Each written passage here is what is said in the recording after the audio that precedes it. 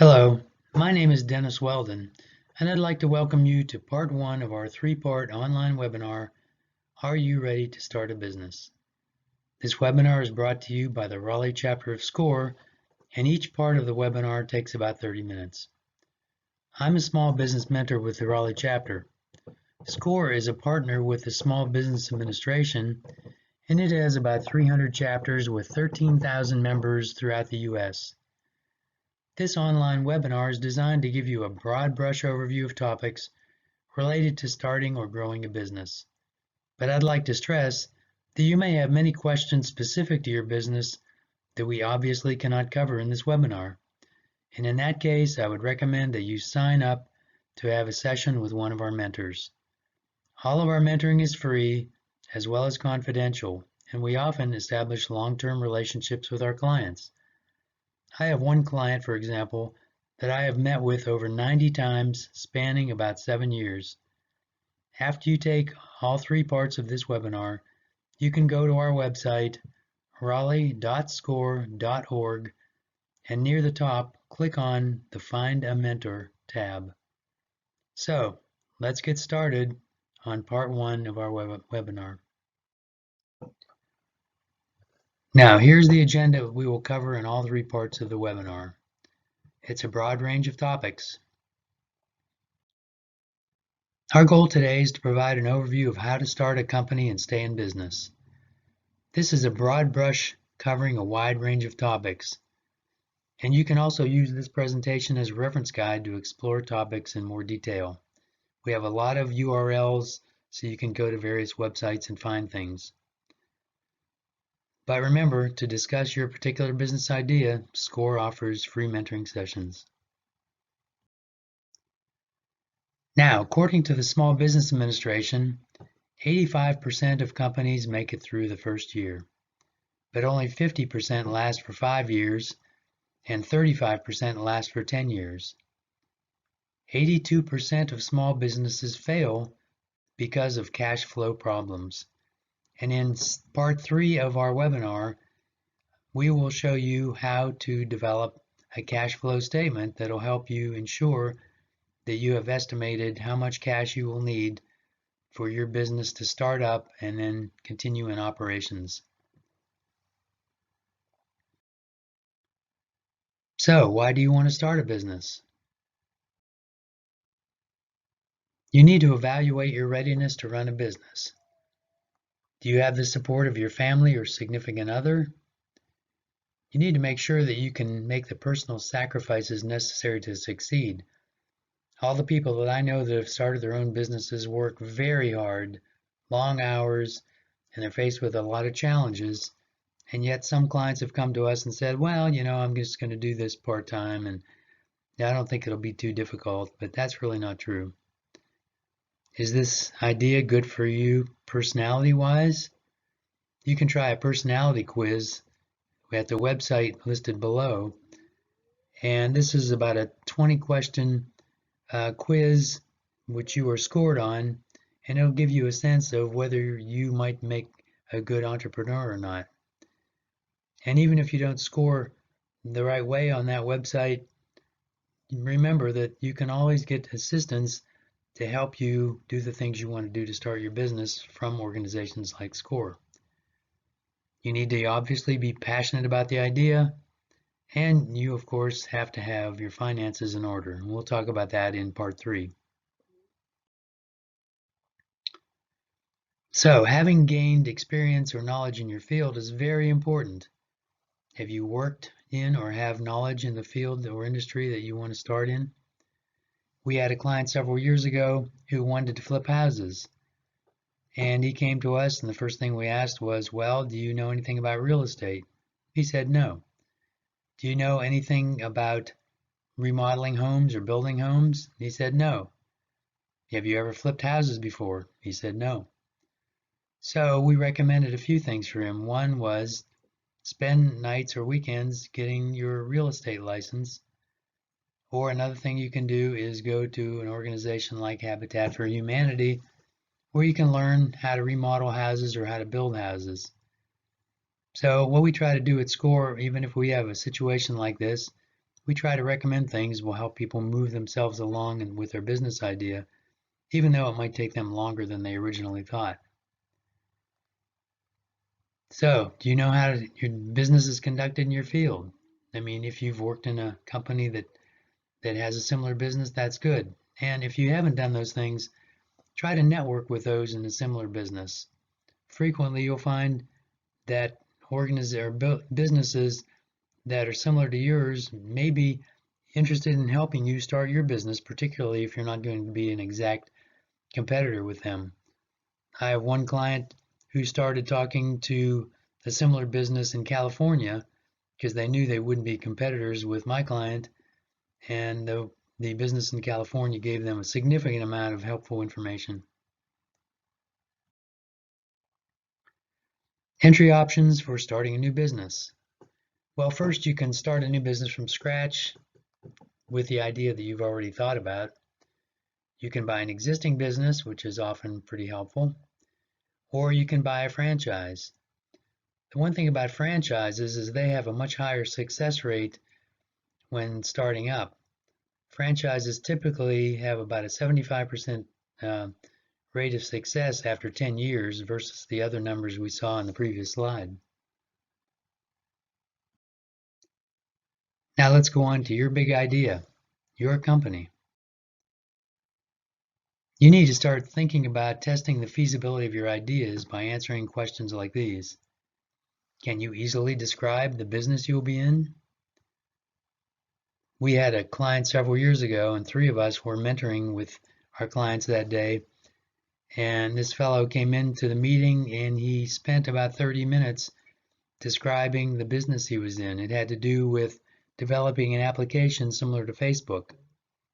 But after 30 minutes, none of the 3 of us mentors could understand exactly what the business was that he was trying to start. That wasn't a good thing. What specific products or services will you offer? Who will buy them? In other words, who are your target customers? What factors will give you a competitive advantage or make your business unique? I had one client several years ago who wanted to start a nail salon. And I said, well, there are nail salons everywhere. What makes you have a unique part of your business where you'll have a competitive advantage?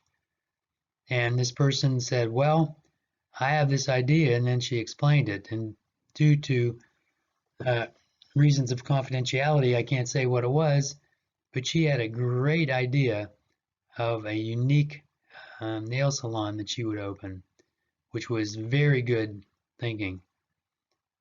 How much will your customers be willing to pay for your product or service? And who will be your competitors? And finally, where will your business be located? Well, one thing you should start thinking about and working on is your elevator speech. Once you've clearly established your big idea, you have to be prepared to present it to others if the occasions arise.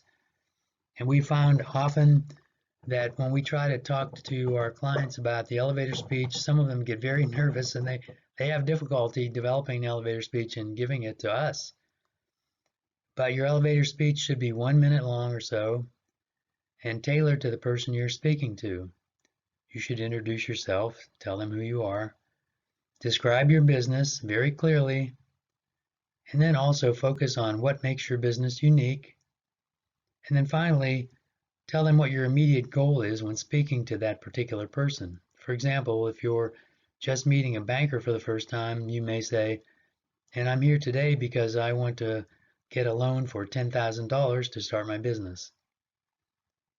And why do you need this? You need it because you want to be ready on informal occasions to present your business to lenders, customers, or landlords or others. And rehearse the speech out loud, but don't memorize it.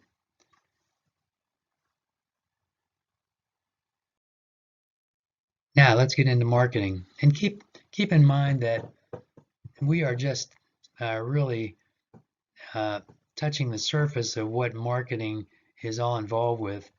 And you can go to our website and see other local marketing webinars that we'll be providing. And hopefully when the economy opens up, we may start having our regular face-to-face workshops in the local libraries. But for now, go on our website and look for the information we have for various workshops. And further down, we have a lot of national workshops from the SCORE National organization, and there is a lot of information there on marketing. Now, the marketing mix, otherwise known as the 4Ps, starting with the upper left, you have to think about the details of your product. How are you going to brand your product? How are you going to package it? What quality are you going to provide? The design, if it's a particular product rather than a service. The services you're going to provide and what makes them unique, and any warranties you're going to provide. On the upper right, price. You have to think about your pricing strategy. We'll talk about that in a minute. Discounts, allowances, payment terms. On the lower right, the place, the location of your business, the channels of distribution, where you're going to get your inventory from, your supply chain, and the lower left, promotion, the advertising, sales promotion, messaging, etc. Now, marketing segmentation. The segment of the market is the part of the market that you divide more narrowly so you can identify your potential customers or groups or segments with similar characteristics. We've had some people come to us and say, well, everybody's my client or everybody's my customer. We say, no, that can't be possible because you can't market to everybody. But for example, if you are a woman that wants to start a women's clothing store, you might say, well, my clients are going to be women between the ages of 18 and 45. That is segmenting the market. It's not all women, it's not children, but it's just women between those ages. And then you want to target the segment that you want to market to, those people that will likely respond positively to your marketing strategies, advertising, things like that. And then you want to position yourself, your product or service, with the value proposition that will have the highest appeal to that market segment. What is it that you're saying to them that's going to make them buy your product? And you can look further down and see different sample market segments. Next, you want to think hard about your competitive advantage. Assess yourself and the outside factors that might affect your business. We often recommend to our clients that they create a SWOT analysis, SWOT standing for strengths, weaknesses, opportunities, and threats. Strengths and weaknesses typically relate to you and your business. For example, people often come to us and they know how to run the business pretty well, but they say, I'm not comfortable with the financial aspect of running a business. In that case, we help them with that, and we teach them about what to look for and what things to do to make sure that they're looking at their financials every week or every few weeks. And then opportunities and threats are typically external to you. What opportunities are out there that you want to take advantage of, like a change in legislation that might make it possible for you to start your business, like recently when they said that selling CBD oil was legal. That would be an opportunity, and I had several clients that jumped right on that. Or threats, things where, again, legislation might be enacted that would shut your business down for one reason or another, or restrict the hours of service or whatever it is. So just take a list, sheet of paper, and create that list, strengths, weaknesses, opportunities, and threats. But the key thing then is to generate a list of action items based on the results of your SWOT analysis. Items that you will, or action items that you will take where you will take advantage of the strengths you have, overcome your weaknesses, and then take advantage of any opportunities and, of course, thoughts, plans, contingency plans to avoid any threats that may come along. Now, one thing that's very important is to perform the necessary market research. And for example, you want to determine if there's a market. You might want to see who your competitors are in a particular area. And we highly recommend going to the libraries and using their databases. One is called Reference USA, that's extremely powerful to do your research. You can do the research at home. All you need to do is get a library card and get the instructions on how to log into these databases. And they're so powerful, depending on your search, you can even possibly get down to potential customers by their name and address. Very powerful stuff. Now, pricing. You need to know your costs and your margins. Your fixed costs are costs that don't change with the volume of your products or services. For example, if you have a lease on a building, that would be a fixed cost because that cost stays the same every month and it doesn't change with the volume of products or services. And variable costs are ones that do change with the volume. For example, if you have a pizza shop, the cost of flour and tomato sauce and cheese changes every month because your business may be growing and you sell more pizzas. Make sure you compare your prices to your competitors. That's very important because you don't want to undersell too much because you want to make sure that you make a profit, but you don't also want to overprice because in that case you might lose business. You want to make sure you're going to be profitable. I had one client a few years ago that had a motorcycle business, motorcycle and automobile repair business, and he had a lot of business. He was very busy, but he wasn't making any money, and when we talked to him, we found out that he just wasn't charging enough for his services. So assess the value of your products or services to see what makes them worth more or less than the competitors, and determine the strategies to improve the value of your product or service.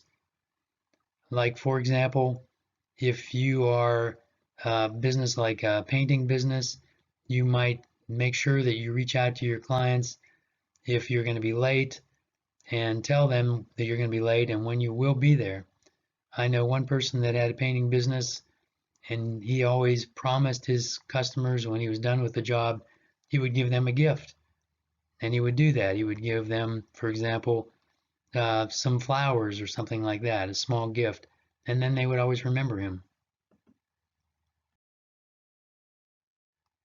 Now we want to talk about the stages of the marketing communications cycle. We won't go into this in much detail, but you need to start with thinking about the awareness that people have of your business. They might not know anything about you at all, but through social media and a website, you want to make them aware. You then also want to get their interest piqued through the website again, social media, collateral, events that you might have. You also finally not only want to get them interested, but you want them to start to desire your product or service. And then finally, you want to get them to take action, to do something, to purchase. And that's important, and it's one thing that you can do through your website as well, because your website's nice if it explains your business and describes it, and it describes you and your unique advantages, but you also want to make sure that they can go to your website and actually push the button and purchase. So some strategies.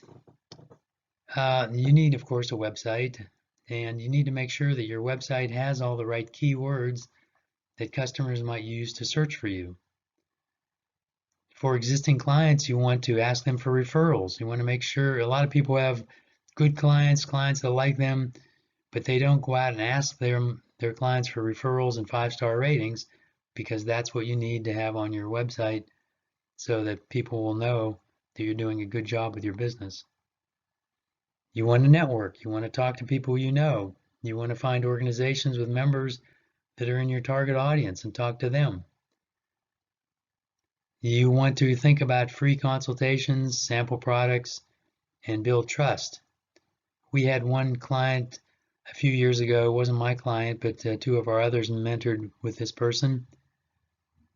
Two of our mentors worked with this client, I should say, and the client was very leery about going out and marketing himself. He was kind of a quiet guy and wasn't comfortable doing that. So our mentor suggested that he go to a meetup group and a meetup group specializing in small businesses, and walk around and meet some of the other small business owners and offer free consultations. He was a web designer, and he would offer them free reviews of people's websites. He would do that, give them some feedback, and as a result of that, he got a lot more clients. And finally, related to social media and advertising, be where your customers are. If you're selling to businesses, probably LinkedIn would be the best place on social media for you. For retail type sales, Facebook, of course, is very good. Now here's an example, simple example of a hypothetical ice cream parlor and their marketing strategy related to first the location. They were going to have a retail store, strip mall, near restaurants. The market segments they wanted to appeal to were families with young kids and senior citizens. Competition that they saw was Baskin-Robbins, restaurants, and McDonald's. They were trying to differentiate themselves by being folksy, having a whimsical soda shop atmosphere, and they wanted to compete with McDonald's. Their marketing messages for families were reward your kids, and for seniors, the good old days. And their strategies were to have a website with blog and coupons, to do Facebook advertising, and to have face-to-face networking with parent-kid activities and seniors clubs. So that ends part 1 of our webinar. Please join us again for part 2. Thank you.